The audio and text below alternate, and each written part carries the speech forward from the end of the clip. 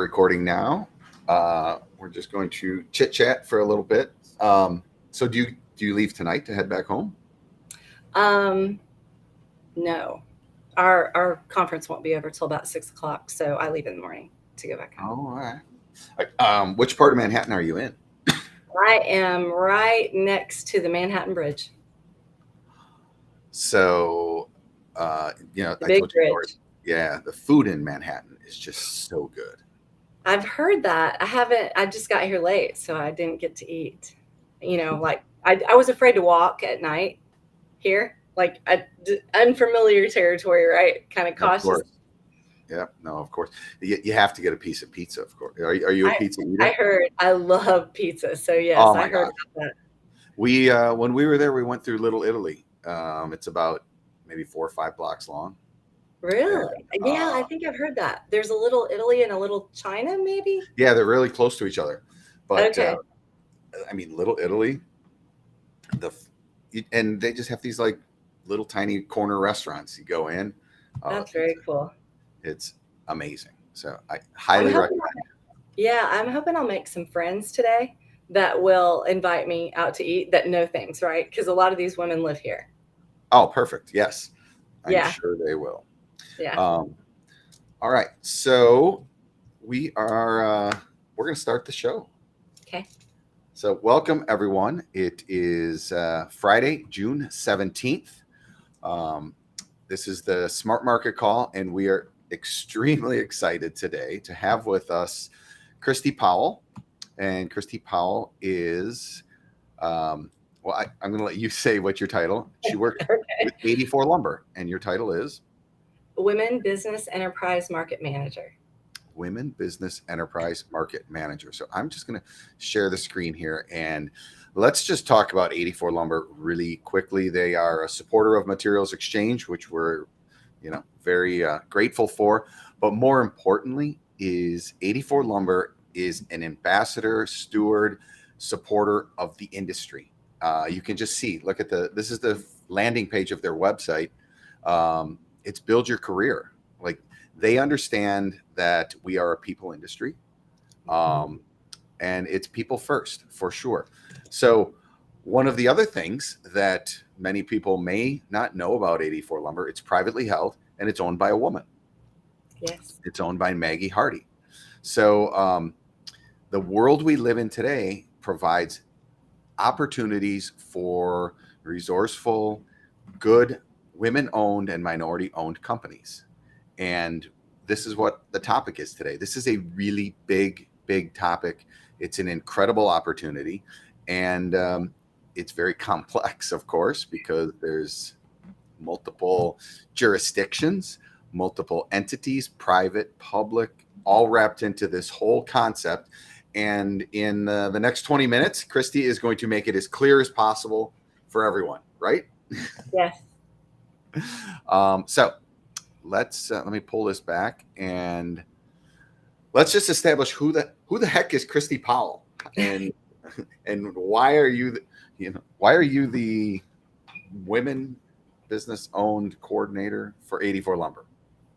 So I literally started out in sales kind of as a mishap, and applied for a position at Lowe's, and she said, no, I want to put you in sales. And so it just went from there. I saw a set of blueprints, fell in love, saw that I'm a math and English girl. So reading blueprints was super easy for me to catch on to. And from there, 27 years in the field, boots on the ground, I had amazing customers that they were just really great people. And they took me under their wings at first and taught me everything they knew. Had a couple of really good builders that built their own cabinets, and that's where I started. So I got to learn like the real things that mattered to builders right from the very beginning. So I think that was my success story, and I was very successful. I had a lot of great customers, and I came to 84 about 9 years ago now. It'll be 10 years soon.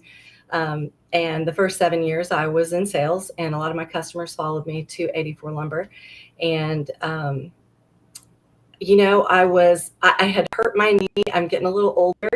I've always been one of those people that, I'd take shingles to the job, But at one point in my career, earlier than taking this position, I was thinking, I think I want to teach other women the process of this, right? There's not any women that I know that are in sales in my region. And I really want to share with these young folks that are working 3 jobs that you can do something like this. It's amazing. It's a great job. You're around people. You get to hang out with your friends. And I just wanted to mentor some folks and teach them how to do what I was doing so they could make a really great living, because you make a really great living if you're good at what you do and you care about people, right? People first. 84 Lumber, that's how, that whole thing with Maggie and how she loves people, it just fit me very well. So this position came up and I applied for it, and I was able to just step in and take over. And I didn't know anything about being a woman-owned business. I didn't have any women-owned customers. So I had to do a lot of homework and a lot of research. And here I am a year and a half later. Perfect. So let's get the lay of the land. Let's establish this opportunity. Okay. What's going on out there that it matters that you're a woman-owned business? So we get contracts every day that have some type of requirements on them. So when we read the contract and it's a public or a private project, it literally lays out in the contract, we need 18%. This is just an example. We need 18% WBE and we need 20% MBE. So in the state of Pennsylvania, there is a designation difference. So there's a women-owned business and a minority-owned business, and they separate those based on the state. Every state's different. But we're seeing more now than ever before because of the focus on people in our nation, making sure that everybody feels like they're included, right? Women, minorities, LGBTQ, veterans, the whole 9 yards. So as you know, from a general statement, it's there's projects. Projects have allocations, contracts, mandates, requirements, however you want to put it. Right. There are a certain portion that needs to be dedicated to these specific entities. And right. So that's a good way to put it. Organizations, I guess. Right. And we've been preparing for this call for, probably an hour and a half already. Yeah. We've established the opportunity. Now we need to go to this level that should be simple in topic or concept, but it's very complex. What is a women business enterprise? What is a minority business enterprise? And this is where it gets a little weird. And I want to share the screen here so you can talk through this. It's just not that simple. It's not simple. So tell me from the high level, what is it all about? So Women Business Enterprise is a program that is designated to help women get certified and then to help them network with folks that need them, or GCs, or Target has a 35%. We'll use Target for an example. It's a perfect example. They have a 35% MWBE spend. I don't know which percentages that is, and you don't always know, but being a woman business enterprise, instead of you being in that stack of bids this tall, you're in a stack of bids this tall. And so you get looked at first, and they make sure that they meet that requirement, and then they purchase to meet that requirement before they start looking through this other stack over here. The drawback to that, same way with minorities, it's the same situation. The drawback to that is you have to have capability and capacity to perform on the job. So if Target needs 7 million widgets and your small business can only push out 200 widgets, that's the hard part. That's the hard part for Target. It's the hard part for the GCs that are doing these large projects, because you and I talk about lumber all day. So it has been a difficult process to come by, especially now that we're seeing a lot of multifamily projects going on. And we're seeing private companies, investors, and developers saying, okay, I'm not working on a public job, but I don't care. I'm going to take social responsibility of my company, and I'm going to put these goals in place in my company. And some of those investors are actually telling the contractor, if you don't meet this, you won't get your last check. I heard that probably 2 months ago from one of our GCs, that if they didn't meet that goal, used to be a goal was kind of wavy, right? Like as long as you made an effort, you could still do the job. It's not like that anymore. So I want to go in a little different direction here, but Okay. the certification process. Look, there's a cynic in me when we first started talking Right. about it, and kind of back to what you alluded to. These projects still need to be done. They need to be done well. Mm-hmm. So this isn't a process where you're just going to shoehorn in some entity that has a label to meet a standard, right? So Right. look, 84 Lumber is a massive steward of this, but at the same time, you need to run a successful business at 84 Lumber. Right. And obviously you are, which is part of this program. But where I'm going with it is, tell me about the certification process and how do you make sure a contractor is legitimate?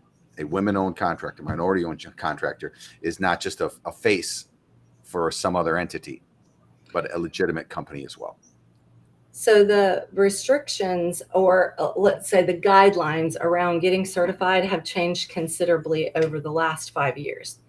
And at one point, I don't know what that date was. I apologize, I don't have that date. But at one point, you were able to certify yourself.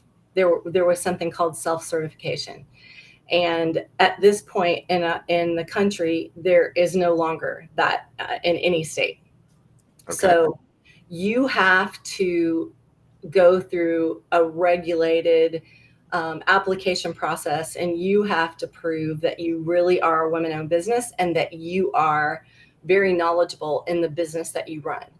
So even though your husband and wife kind of team, like you and Jory, for example.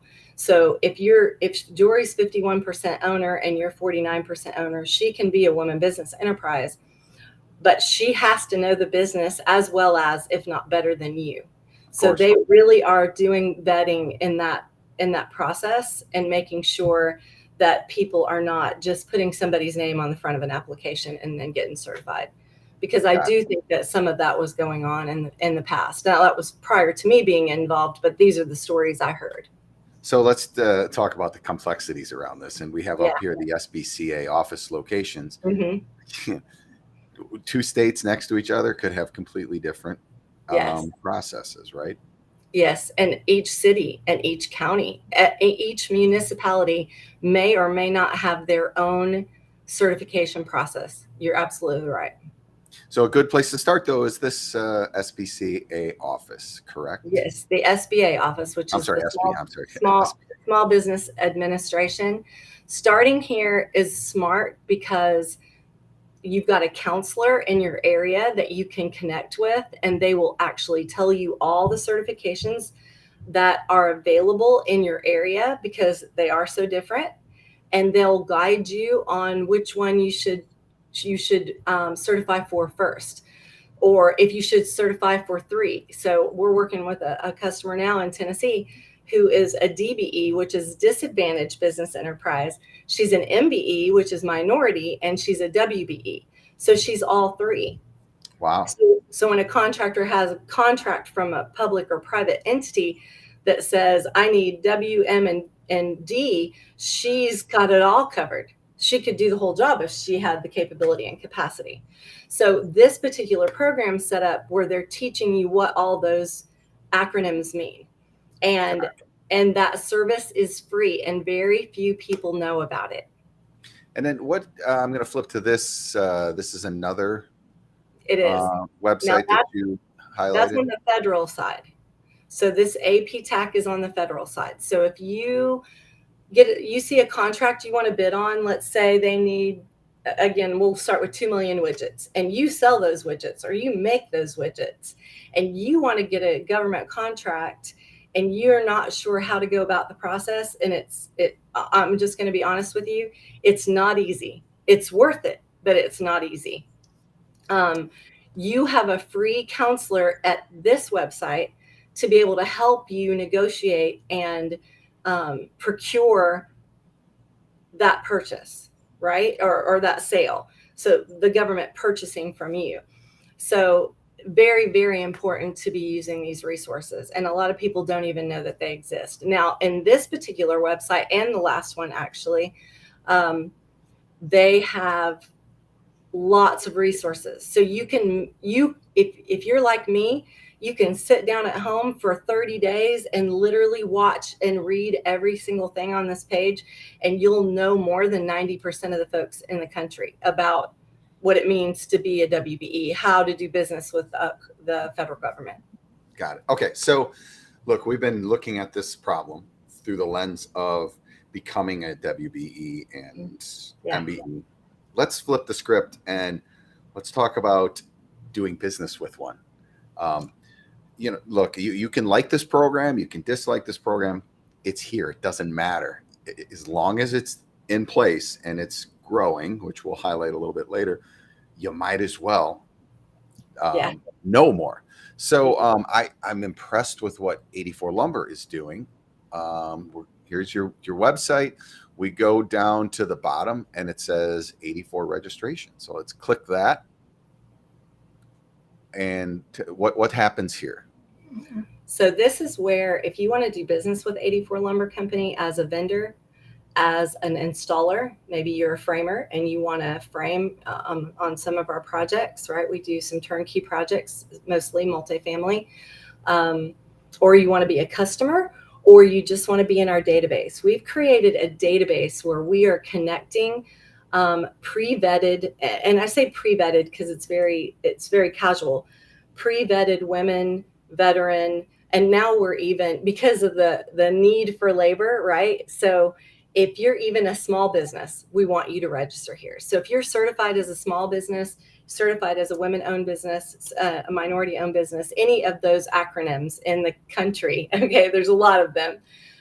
We want you to be on this database, because when we get phone calls from our customers like Messer Construction, we talked about them earlier, we are sharing that database with those customers.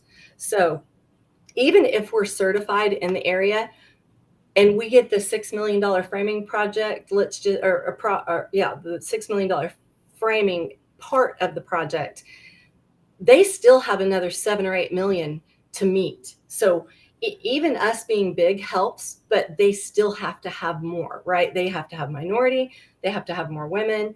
And we're just trying to make that bridge, right? We're trying to help build that bridge. Yeah. So, other, let's say 84 Lumber's competitors out there, one of the things you can do is help your customers. Yes. Help your customers find contractors that help your contractors connect up with customers. Yes. Now, look, we've been showing a bunch of fancy websites and read this, enter here. It's still a people business. So I was impressed with what you said about let's have coffee process. Highlight that a little bit. So I actually started out learning how we could help the most by having coffee with a lot of women and minorities and just asking them, 84 is a people company. We have locations all over the country. What can we do as a large company, women owned, that can help support your business? And so that turned into the Build the Way program, which is, I took all of those conversations, and then we have WBE ambassadors now. And those ambassadors know everything about what we're talking about today. We have, I think, 62 now that are somewhat familiar with the program or very familiar. They're going in stages, because we've got a lot of salespeople and managers and area managers. Like, we have all kinds of ambassadors. Like, they could be in the field, they could be, anywhere in the position, but they are knowledgeable. And so they are getting that information into the hands of those in their own local communities. So we meet once a month. We talk about all the things that are going on, because as you know, in the government, it could change on a dime. Of course. So yes, yesterday we were certified in New York and today we're not. Like, that happens. We lost a lot of business in one day when our certification changed in New York.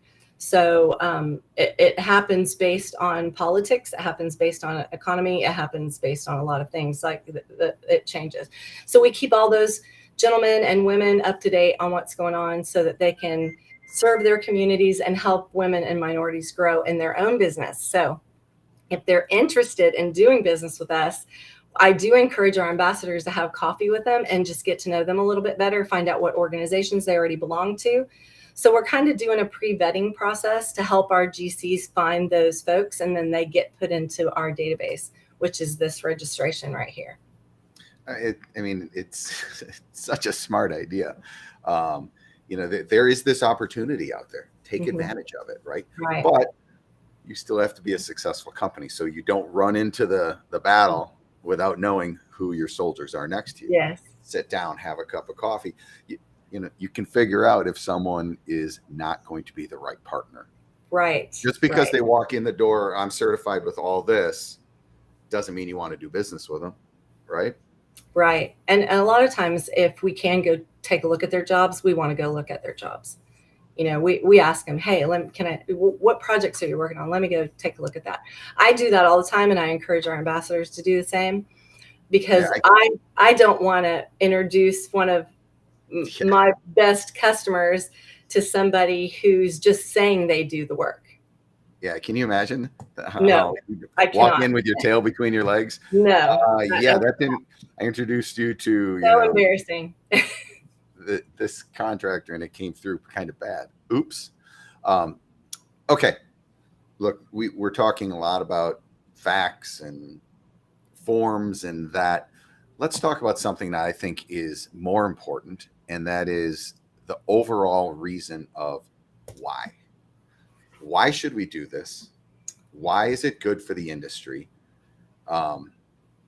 Look, I'm not going to, shock anyone if I say the construction industry is pretty pale, male, and stale.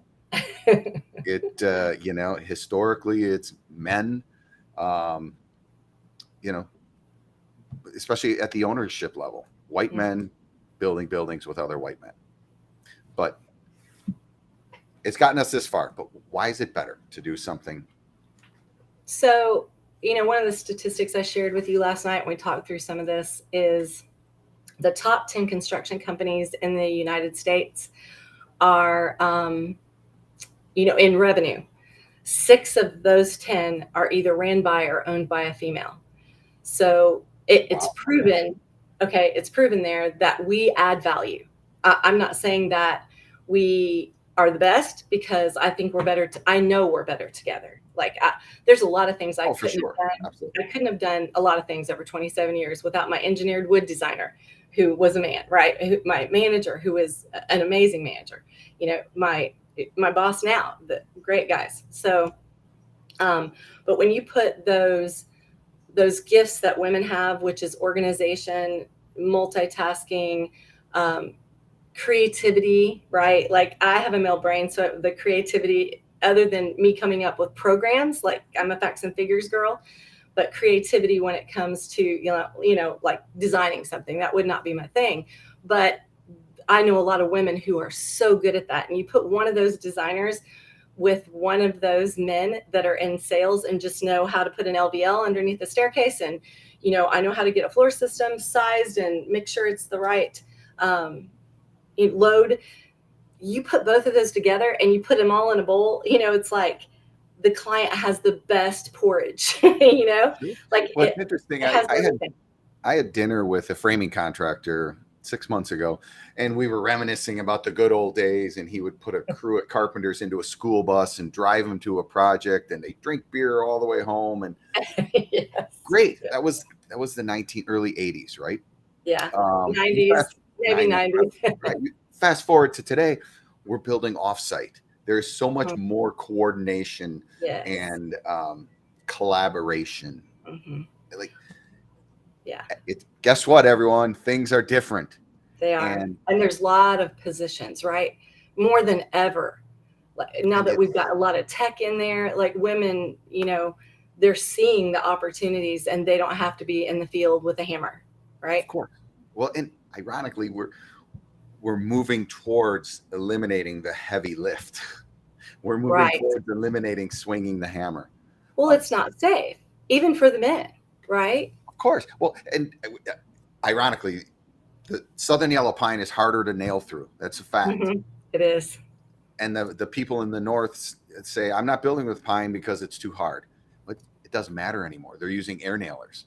So turn the air up a little bit. You know, a woman can swing or can use an air nailer the same as a man. Anyway, and they're kind of cool. The point is the world's different, and it's different it's better. Mm-hmm. If it wasn't a better way to do things, we wouldn't have done them. Right. So, all right, this is such an important topic, and we're just barely scratching the surface of it. Let's talk just a little bit about where do we go from here. We talked about we're not going to go backwards as far as less mandates. We're probably going to go forward, more mandates. So, what do you see? What do you see coming down the pipe with regards to these programs and who's involved? So we're seeing an influx of women and minorities getting certified, which is great, both nationally, which is WBENC or NMSDC. We're seeing a lot of influx in that, right? But we're not seeing enough in the construction industry. So like I told you, I went to a WeBank conference 2 weeks ago in Atlanta, and we had 4,000 people there. And from what I understand, there was one roofer. So that is a challenge. And that's why 84 Lumber build the way. That's why we did what we did, is we're helping with that process, right? We're getting the word out. There's opportunities here. And let me tell you how big these opportunities are. And don't wait, because it may not be a big deal in your state right now, but working with the government is not a short process. You have to get in there, learn. You want to be a good business owner, right? You want to learn what it means and how to do it before you have the first $20 million opportunity. So that's why it's so important to get it out there. But we're going to see when those $20 million opportunities start happening in your neighborhoods, that everybody in the neighborhood is going to figure out a way, right, to be woman owned or minority owned. And then that's going to happen. It's going to happen. And then that's going to be even harder for us and the GCs and whoever, the Targets and the Starbucks of the world. It's going to be harder for them to determine who has the capability and capacity. So the more folks you have coming to those events and signing up to do business with you, the harder it's going to be, because as you know, labor is shorthanded. So even administrative labor. So I think as we look at the future in 5 years, I think those requirements are going to be higher. I think there's going to be a lot more people that are going to come in and get certified. And then at the end of the day, we're going to be doing more work to figure out who has capability and capacity. Yeah, that totally makes sense. If there's a pile of money in the corner, there's going to be some probably unscrupulous people going after it. So being careful, but it's just the way of the world. So being careful, know your customer. I can't give 84 Lumber enough kudos for putting this program together. I mean, it's genius. It really is. I think it's great for the industry, and it all comes back to education, information. Yes. I look, as we're growing materials exchange, it's the same thing. It's teaching people how to do something different. Different isn't bad. Different is it's not. It's good, actually. Yeah. What we're seeing, the people who have taken advantage of what materials exchange can do are growing and improving their businesses. And that's the name of the game at any. If you're not growing, you know what the other alternative is. Yes. And I mean, that's where we're at right now. The days of the contractor that would tell me, I don't have a fax machine. Can you bring it out? Can you bring my quote out to the job? Those are over, right? A what machine? Yeah. That wasn't that long ago, by the way. Actually, what I find fascinating I don't is even have a fax machine. Do you? we had to get one, but Oh, you did. how much business people do on their phone. Like, you send me this on my phone. Mhm. Why? Yeah. Because I'm busy. I'm on the job doing something. I don't have time to go pull out my laptop. Right. And the next generation, they're doing everything on their phone. I hired a girl, a very young girl, that worked at our Asheville location, and they want to do everything on their phone. They buy their groceries, they buy their clothes, they want, if they can't text you, if they can't text you, they're not going to do business with you. That's what we're seeing. Well, and that's another great reason. That's a great way to get a woman, minority, whatever, into your business. Yes. Bring them in young, for sure. Yes. Yes. And mentorship. Yeah, absolutely. You also have a podcast, correct? We do. Yes. Angela and I, Angela Gardner, Donald Gardner was her dad. He's a famous architect. And we saw a need for the workforce, and we wanted to get more women into our industry. So we're actually interviewing anybody in non-traditional careers, pilots that are females. We're interviewing women, electricians, HVAC, big builders, not just the executives. We make sure that we're interviewing women and minorities and whatever category, we don't care, boots on the ground, just those few folks, right? That we're trying to highlight them so kids can see it, then they believe it, and then they think they can do it, right? Right now, that mentality in our schools is that's blue collar, maybe. Who knows what they think, right? Like, sure. I used to think, oh, I don't want a blue collar job, right? When I was young. I'm not very young, so that was a long time ago. But we want to get that out of their heads, because these electrical contractors are making more money than lawyers and doctors and they should. Yes, it's hard work. It really is. So we're going to put up, this is the podcast, Women Talk Construction Podcast. Yes. This is Christi Powell. If you want to check out her website, they build the way at 84lumber.com. Any information, contact 84lumber. They will help you. They, there's a reason why 84lumber is doing as well as they have. They're run by a brilliant, dynamic woman, Maggie Hardy, who looks for opportunities and takes advantage and puts people first. I really do feel like that's the key. The culture at 84 Lumber is really the key. Is she loves people and she puts people first, and it oozes downstream, right? It does. Everyone that I deal with at 84, they're amazing. Great people. Great people. Thank you, Christi, for taking time out today. Anyone has any questions, or we can, get them to Christi or connect you with Christi. So with that, we're going to sign off. Happy Father's Day to all the fathers out there over the weekend. Yes. Enjoy the wonderful weather I think we're going to have this weekend, and we will talk to you guys next week. Thank you. I appreciate you, Mike. All right. Take care.